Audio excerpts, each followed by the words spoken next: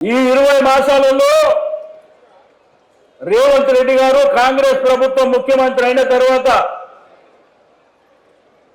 अपने गलियों में अपने बस्तियों में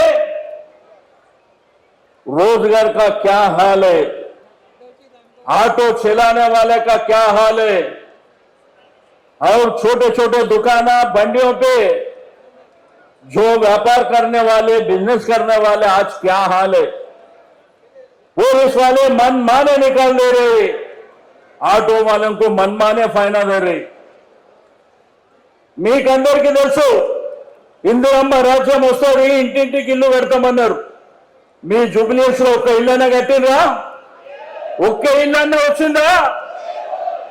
గోపీనాథ్ గారు ఇప్పించిన 3600 ఇండ్లు గుర్తుంది కదా, వీళ్ళు ఇచ్చిందా? మేము ఈ వేదిక మీద చెప్తున్నాం, ఎన్ని బిల్లు వచ్చినా ఎన్ని ఇబ్బందులు పెట్టినా నల్ల బిల్లు కట్టకండి, మేము మీ వెనుక ఉన్నామని చెప్పి నేను ఈ సందర్భంగా తెలియజేస్తా ఉన్నాను. ప్రభుత్వాలు వస్తుంటాయి పోతుంటాయి, కానీ ఎవరేం చేసిందనేది మన ప్రధానమైనటువంటి అంశం.